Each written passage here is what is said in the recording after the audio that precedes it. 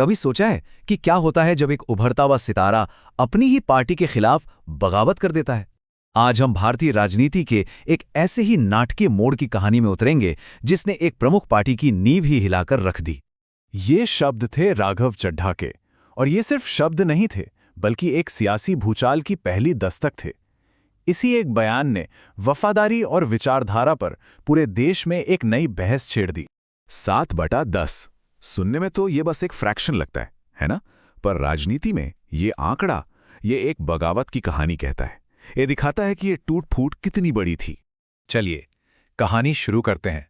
तारीख थी 24 अप्रैल 2026, एक ऐसा दिन जिसे आम आदमी पार्टी शायद ही कभी भूल पाएगी। देखते हैं उस दिन ऐसा क्या हुआ था। जरा सोचिए, एक भरी हुई प्रेस कॉन्फ्रेंस और एक ऐसा ऐलान जिसने पूरे देश में आग की तरह खबर फैला दी। दिल्ली से लेकर पंजाब तक सियासी गलियारों में बस एक ही चर्चा थी, समीकरण अब पहले जैसे नहीं रहने वाले थे। लेकिन सवाल ये है कि बात यहां तक पहुंची कैसे? देखिए, राजनीति में इतना बड़ा कदम रातों रात तो नहीं उठाया जाता। तो चलिए थोड़ा पीछे चलते हैं और उन संकेतों को समझते हैं जो इस तूफान के आने से पहले ही दिख रहे थे। ये सब शुरू हुआ अप्रैल के महीने में। देखिए कैसे एक के बाद एक घटनाएं हुई। पहले 2 अप्रैल को चड्ढा को राज्यसभा में पार्टी के डिप्टी लीडर पद से हटा दिया गया। फिर उनकी Z+ सिक्योरिटी, जो कि बहुत बड़ी बात होती है, पंजाब सरकार ने वापस ले ली।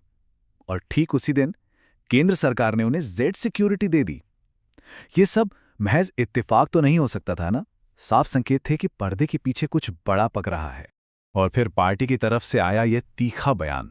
आम आदमी पार्टी के सीनियर लीडर आतिशी ने साफ साफ कह दिया। उनका ये बयान सिर्फ एक नाराजगी नहीं थी, ये एक सीधी वैचारिक चुनौती थी। ऐसा लग रहा था मानो पार्टी कह रही हो, आप हमारे साथ नहीं हैं।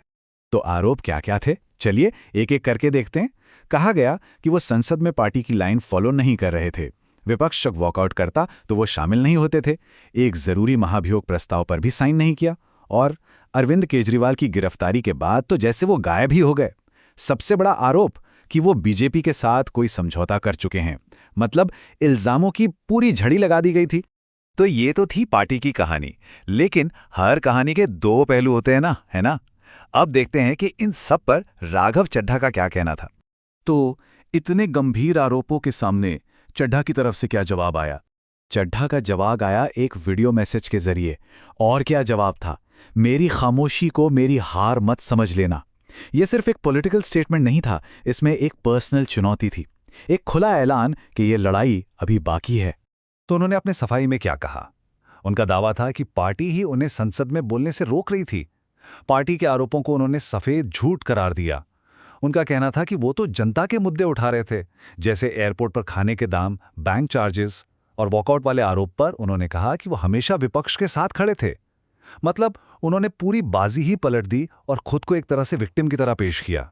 अब इस सियासी ड्रामे से हटकर जरा इसके कानूनी पहलू को समझते हैं, क्योंकि ये पूरा खेल एक बहुत ही सोची समझी कानूनी रणनीति पर टिका था।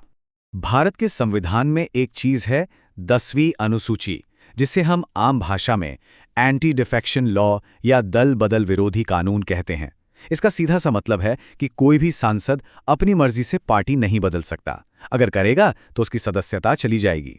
पर इस कानून में एक लेकिन है, एक ऐसा लूपहोल जिसका इस केस में बखूबी इस्तेमाल हुआ। और वो लूपहोल क्या है? वो है विलय का अपवाद या मर्जर एक्सेप्शन।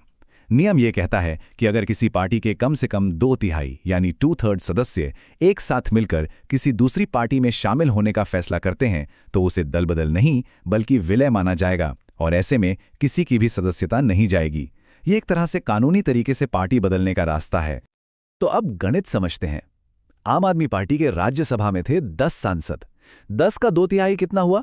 लगभग 6.67, मतलब कम से कम 7 सांसद। तो 7 वो जादुई नंबर था जिसे अगर चड्ढा और उनके साथ ही छू लेते तो उनका कदम कानूनी तौर पर सही साबित हो जाता। और देखिए उन्होंने ये कर दिखाया। ठीक 7 सांसद राघव चड्ढा, संदीप पाठक, अशोक मित्तल, हरभजन सिंह, राजेंद्र गुप्ता, विक्रम साहनी और स्वाति मालीवाल, इन सब ने मिलकर बीजेपी के साथ विलय कर लिया। उन्होंने वो 2/3 वाला जादुई आंकड़ा पूरा कर लिया। जबकि संजय सिंह, एनडी गुप्ता और बलबीर सिंह सीचेवाल पार्टी के साथ ही बने रहे। तो ये सब तो हो गया, लेकिन इसका असर क्या हुआ? चलिए इस कहानी के आखिरी हिस्से में चलते हैं और समझते हैं इसके परिणाम और प्रभाव को। अपने इस कदम को सही ठहराने के लिए चड्ढा ने इसे सिद्धांतों की लड़ाई का नाम दिया। उन्होंने कहा कि जिस पार्टी को उन्होंने अपने खून पसीने से सींचा वो अब अपने रास्ते से भटक गई है। एक तरह से उन्होंने पार्टी के आरोपों का जवाब उन्हीं के अंदाज में दिया। तो इस पूरे खेल का नतीजा क्या निकला? आम आदमी पार्टी के लिए तो ये एक बहुत बड़ा झटका था। सोचिए, उच्च सदन में उनके 10 में से 7 सांसद चले गए। शायद सदन में एक मान्यता प्राप्त समूह का दर्जा भी खोना पड़े, और पार्टी के अंदरूनी हालात पर तो सवाल उठ ही गए। दूसरी तरफ बीजेपी के लिए ये एक बड़ी जीत थी। राज्यसभा में उनकी ताकत बढ़ी, उन्हें आपकी अंदरूनी बातें जानने वाले अनुभवी सांसद मिले, और उन्होंने अपने एक मुख्य विरोधी दल को जोरदार झटका दिया। तो आखिर में सवाल यही बचता है कि ये सब था क्या? एक बहुत ही चालाकी से चली गई सियासी चाल, या फिर एक नई पार्टी की विचारधारा का टूटना और बिखरना? इस सवाल का जवाब जो भी हो, वो न सिर्फ इन पार्टियों का बल्कि आने वाले समय में भारत की राजनीति का भविष्य भी तय करेगा।